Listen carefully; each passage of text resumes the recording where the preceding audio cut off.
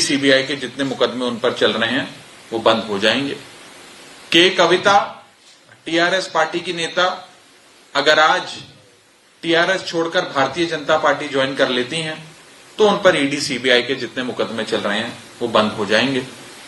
तेजस्वी यादव अगर आज आरजेडी छोड़कर भारतीय जनता पार्टी में शामिल हो जाते हैं तो उन पर भी ईडी सीबीआई के जितने मुकदमे चल रहे हैं वो बंद हो जाएंगे।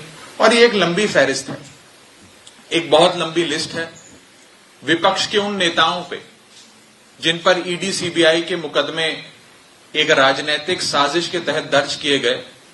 अगर ये सारे नेता आज अपनी पार्टी छोड़कर भारतीय जनता पार्टी में शामिल होने के लिए, बीजेपी की सदस्यता ग्रहण करने के लिए मान जाएं तो इन पर जितने मुकदमे चल रहे हैं ईडी सीबीआई के वो सारे बंद हो जाएंगे। ये देश की सच्चाई है। मैं आपको ये बताना चाहूंगा कि कितने ऐसे नेता हैं, इसकी भी बड़ी लंबी लिस्ट है, जो जब अपनी अपनी पॉलिटिकल पार्टीज में थे, गैर भाजपा राजनीतिक दल का हिस्सा थे, तो उन पर भ्रष्टाचार के आरोप लगे, गंभीर आरोप लगे, सीबीआई ने मुकदमे दर्ज कर दिए और जैसे ही उन्होंने अपनी पार्टी छोड़कर ईडी ज्वाइन कर ली, बीजेपी ज्वाइन कर ली, ईडी और सीबीआई के तमाम मुकदमे उन पर जो चल रहे थे वो बंद हो गए। मैं आपको एग्जांपल्स देता हूं। हेमंत बिस्व शर्मा, जिन्हें नॉर्थ ईस्ट का अमित शाह कहा जाता है, बड़े राजनीतिक रणनीतिकार माने जाते हैं, इन पर गंभीर आरोप लगे थे भ्रष्टाचार के। एजेंसियों ने जांच शुरू कर दी। इन्होंने कांग्रेस पार्टी छोड़कर बीजेपी ज्वाइन कर ली, सारी जांचें बंद हो गई। शुभेंदु अधिकारी बंगाल में हुए कथाकथित शारदा चिटफंड घोटाले के प्राइम अक्यूज कहे जाते थे, मुख्य अभियुक्त कहे जाते थे। उन्होंने ममता बनर्जी की पार्टी छोड़ दी, तृणमूल कांग्रेस का दामन छोड़कर बीजेपी का दामन थाम लिया। सारी जांचें उनके खिलाफ बंद हो गई। Z+ सिक्योरिटी अलग से उन्हें रिटर्न गिफ्ट के तौर पे बीजेपी ने दे दी। नारायण राणे महाराष्ट्र के दिग्गज नेता हुआ करते थे, बड़े बड़े पदों पे रहे, बड़े मंत्री के तौर पे भी रहे। उन पर भ्रष्टाचार के कई मुकदमे दर्ज हुए। सीबीआई, ईडी, तमाम एजेंसियों ने जांच शुरू कर दी। उन्होंने अपनी पार्टी छोड़कर भारतीय जनता पार्टी ज्वाइन कर ली। उन पर तमाम मुकदमे जो चल रहे थे वो सारे बंद हो गए। और ये एक लंबी लिस्ट है, ये लिस्ट खत्म नहीं होती है। मुकुल रॉय बंगाल के नेता थे, ममता बनर्जी की पार्टी में थे। उन्होंने तृणमूल कांग्रेस छोड़कर भारतीय जनता पार्टी ज्वाइन कर ली। उन पर तमाम मुकदमे जो चल रहे थे वो बंद हो गए। इसी तरह अगर आज मनीष सिसोदिया जी, सत्येंद्र जैन जी, तेजस्वी यादव, संजय राउत, फारूक अब्दुल्ला, के कविता, ये तमाम नेता अगर अपनी अपनी पार्टियां छोड़कर भारतीय जनता पार्टी में शामिल हो जाते हैं तो इन पर जितने मुकदमे चल रहे हैं, इनकम टैक्स के हों, पुलिस के हों, सीबीआई के हों, ईडी के हों, वो तमाम मुकदमे बंद हो जाएंगे। भारतीय जनता पार्टी एक ऐसी वॉशिंग मशीन है जो बिना डिटर्जेंट पाउडर के ही दमदार सफाई देती है। एक तरफ से कथाकथित भ्रष्टाचारी डालो और दूसरी तरफ से क्लीन चिट निकलती है। ये बीजेपी आज एक वॉशिंग मशीन बन गई है। एक तरफ मनीष सिसोदिया जी का उदाहरण है, जिन पर अगस्त 2022 में सीबीआई, ईडी ने मुकदमे दर्ज करे। अगस्त 2022 से लेकर आज मार्च 2023 तक मनीष सिसोदिया जी के घर पर रेड करी, उनके पैतृक गांव पर रेड करी, उनकी जितनी संपत्ति है वो सारी खंगाल ली, उनके बैंक अकाउंट चेक किए, उनके बैंक के लॉकर चेक करे, उनके घर परिवार के जितने जेवरात है चेक करे। एक नया पैसा, जिम्मेदारी से कह रहा हूं, एक नया पैसा भारतीय जनता पार्टी की एजेंसियों को नहीं मिला। लेकिन फिर भी आज मनीष सिसोदिया जी को राजनीतिक कारणों के चलते ईडी और सीबीआई ने पकड़ के जेल में बंद कर दिया। और दूसरी ओर भारतीय जनता पार्टी के खुद के कर्नाटक के विधायक, आज से कुछ ही दिन पहले एक रेड में उनके घर पे 8 करोड़ रुपए नकद कैश मिला। unaccounted ill-gotten illegal wealth worth 8 crore rupees was recovered. क्या उनकी गिरफ्तारी हुई? कोई गिरफ्तारी नहीं हुई। क्या उन्हें जांच में बुलाया गया? कोई जांच में नहीं बुलाया गया। और कोर्ट से इन एजेंसियों ने अपने ही बीजेपी के एमएलए को बेल तक दिलवा दी, एंटीसिपेटरी बेल दिलवा दी।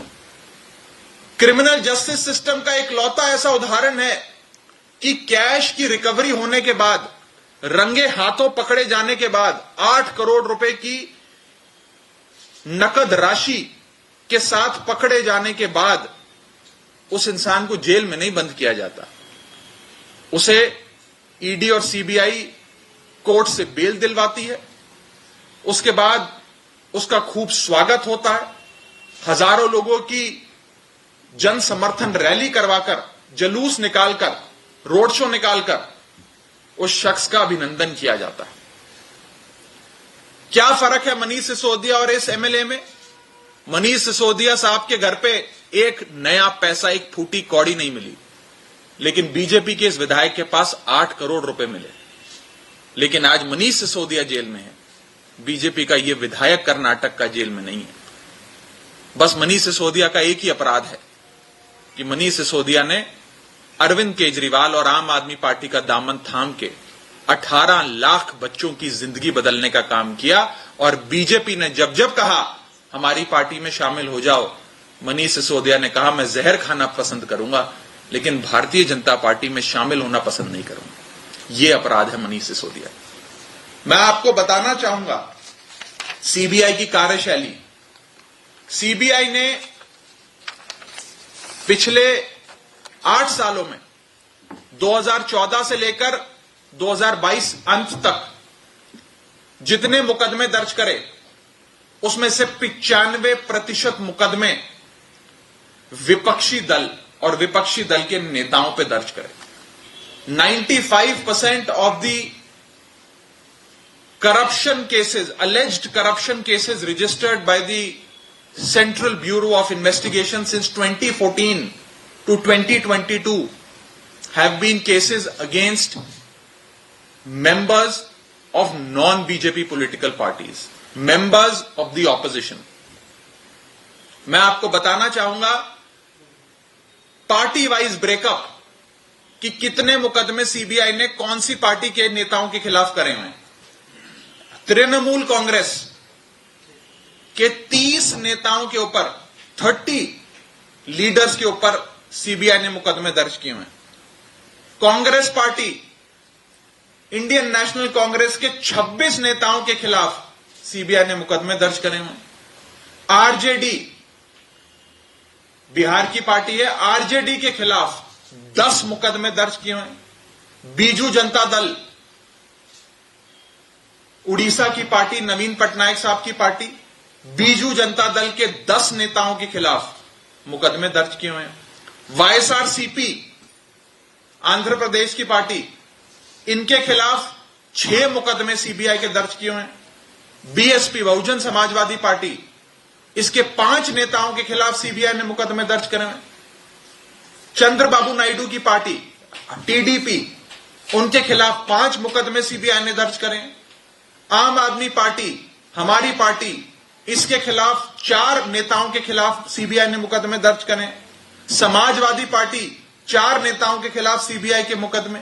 एआईएडीएम के 4 नेताओं के खिलाफ सीबीआई के मुकदमे। सीपीएम, वामपंथी सीपीएम के खिलाफ 4 नेताओं के खिलाफ सीबीआई ने मुकदमे दर्ज करे हुए। एनसीपी, 3 नेताओं के खिलाफ सीबीआई के मुकदमे दर्ज करे हुए। एनसी, नेशनल कॉन्फ्रेंस, 2 नेताओं के खिलाफ सीबीआई के मुकदमे। डीएमके, 2 नेताओं के खिलाफ सीबीआई के मुकदमे। पीडीपी, 1 नेता के खिलाफ सीबीआई का मुकदमा। टीआरएस, 2 नेताओं के खिलाफ सीबीआई के मुकदमे। ये सीबीआई की कार्यशैली है। इन एजेंसियों का ऐसा राजनीतिक प्रयोग तो आजाद भारत के इतिहास में आज तक नहीं हुआ। और मकसद एक है कि इस देश को विपक्ष मुक्त कर दो, इंडिया को ऑपोजिशन लेस कर दो और भारत के लोकतंत्र को एक तंत्र में बदल दो, तब्दील कर दो। Convert democracy into autocracy and make India an opposition less country.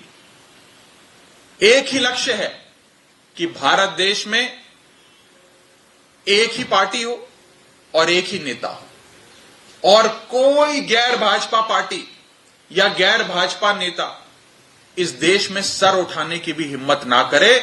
एक एक नेता को पकड़ पकड़ के जेल में डालो, जेल में डालो। पार्टियों की दुकानों पर, पार्टियों की राजनीतिक जो कार्यशैली है, जो उनकी इलेक्शन लड़ने की क्षमताएं हैं, जैसे पार्टी चलती है, उस सब को खत्म करो, बर्बाद करो, और एक ही पार्टी इस देश में बचे, भारतीय जनता पार्टी। ये लोकतंत्र को एक तंत्र में बदलने की, तब्दील करने की भारतीय जनता पार्टी की कोशिश चल रही है।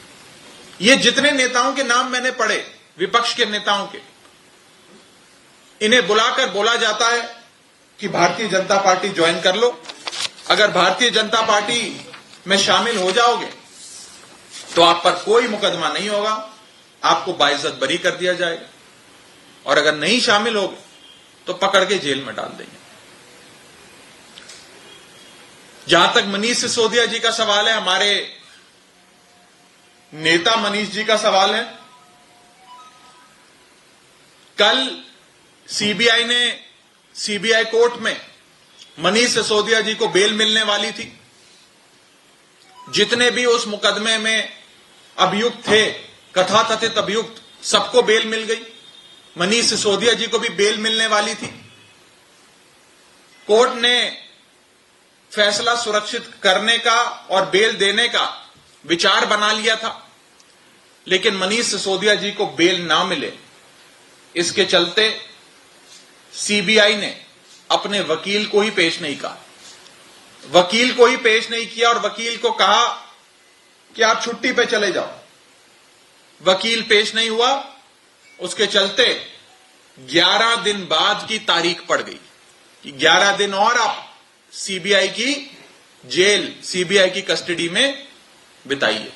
और यह कम था तो सीबीआई के साथ साथ ईडी ने भी मुकदमा दर्ज कर उन्हें गिरफ्तार करने का मन बना लिया। Same case, same facts, same सवाल, सेम जवाब, सेम सबूत, सेम रेड, बस कभी एक एजेंसी पकड़ लेती है, कभी दूसरी एजेंसी पकड़ लेती है। भारतीय जनता पार्टी इस देश में एजेंसी खेलकर विपक्ष को बर्बाद कर रही है, विपक्ष को खत्म कर रही है, और मकसद बड़ा साफ है कि इस देश को one nation, one party, one leader में तब्दील कर दिया जाए। इस देश में और कोई नेता ना बचे और लोकतंत्र भारत देश का एक तंत्र में तब्दील किया जाए। जो सीबीआई कोर्ट में हम लोगों ने देखा कि सीबीआई ने कार्रवाई ना हो, बेल की कार्रवाई आगे ना बढ़े, मनीष सिसोदिया जी को बेल ना मिले, इसके चलते अपने वकील को ही पेश नहीं किया। यह साफ तौर पे यह दिखाता है कि ये एजेंसियां भारतीय जनता पार्टी के इशारों पे जो प्रोसेस ऑफ लॉ है उसे अब्यूज करना लग गई हैं। This is the classic text book example of abuse of process of law कि बेल ना मिले इसके लिए वकील ही पेश ना करो, वकील पेश होगा नहीं, बहस होगी नहीं, कोर्ट कार्रवाई करेगा नहीं, तारीख पे तारीख पड़ेगी और जो शख्स है जिसे जेल में बंद किया है वो जेल में सड़ता रहेगा। आम आदमी पार्टी इन जेलों से नहीं डरती, आम आदमी पार्टी इन एजेंसियों से भी नहीं डरती। एक संघर्ष से, आंदोलन की कोख से जन्मी पार्टी है आम आदमी पार्टी। इनकी जेलों से, मुकदमों से, ईडी से, सीबीआई से हमें डर नहीं लगता, बल्कि हमें तो याद आता है वो संघर्ष का समय जब देश को गोरे अंग्रेजों से आजादी दिलाने के लिए भारत देश के कितने स्वतंत्रता सेनानियों ने महीनों, सालों जेल में बिताए, अंग्रेजों की उस क्रूर हुकूमत से लड़ाई लड़ी और अंत में विजयी हुए। गोरे अंग्रेज चले गए, लेकिन आज इस देश पे काले अंग्रेजों का शासन है। आज मनीष सिसोदिया उसी स्वतंत्रता सेनानी के दिखाए गए नक्शे कदमों पे चलकर खुशी खुशी जेल गए। संघर्ष करेंगे, लड़ाई लड़ेंगे और अंत में विजय सत्य की होगी, विजय अच्छाई की होगी, बुराई की हार होगी, विजय सत्य की होगी, असत्य की हार होगी और अंत में जेल के ताले टूटेंगे, मनीष सिसोदिया छूटेंगे। आपका कोई सवाल हो तो आप पूछ सकते हैं। बीजेपी को आप काले अंग्रेज कह के रेफर कर रहे हैं? इस देश में अंग्रेजों के समय जो हुकूमत थी, जो भी आवाज बुलंद करता है सत्ता के खिलाफ उसे पकड़ के जेल में डाल दो। आज भी इस देश में ऐसा हो रहा है। जो बीजेपी के खिलाफ आवाज बुलंद करता है उसे पकड़ के जेल में डाल दो। मैंने आपको इतने विपक्ष के नेताओं के नाम लिए, इन पर मुकदमे होते हैं।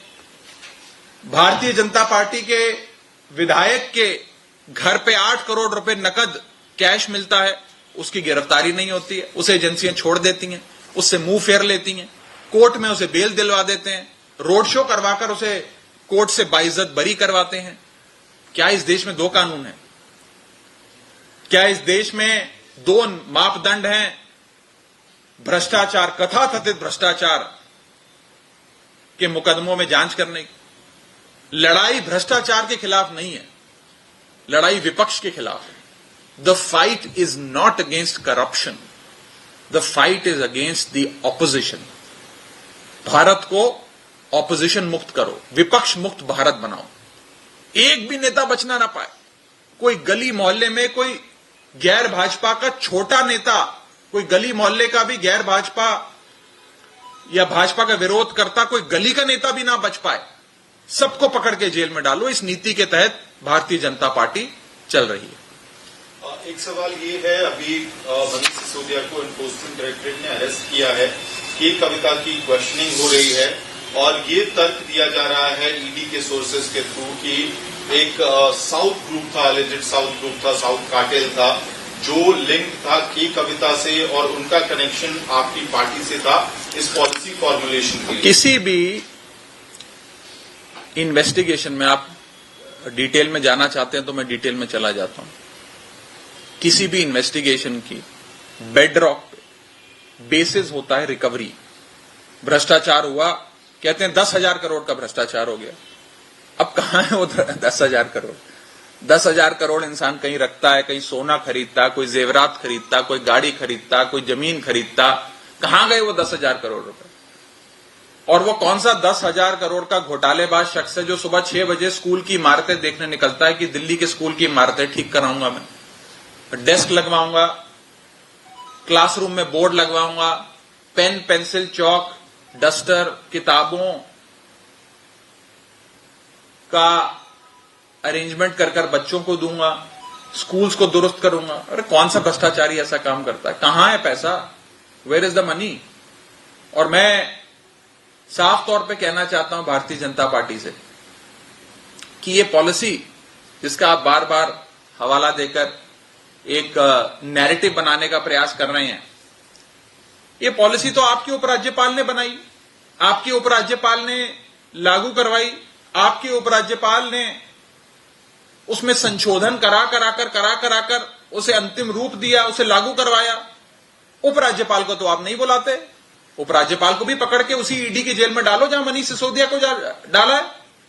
उपराज्यपाल को नहीं पकड़ोगे, मनीष सिसोदिया को पकड़ के जेल में डाल दोगे। अति हो गई है। एक कहावत है, विनाश काले विपरीत बुद्धि। इसके अंग्रेजी अनुवाद है, those whom the God wants to destroy, he first makes them mad with power। आज ये दोनों कथन भारतीय जनता पार्टी पे लागू होते हैं। अति हो गई है इस देश में, गदर मचा दिया बीजेपी ने। सारे विपक्ष के नेताओं को पकड़ के जेल में डालो। लोकतंत्र ना बचने पाए हिंदुस्तान में, एक तंत्र में तब्दील कर दो। There should be no democracy, only autocracy. There should be one nation, one leader, one party. No non-BJP party should even exist in this country. That is the end goal, that is the objective.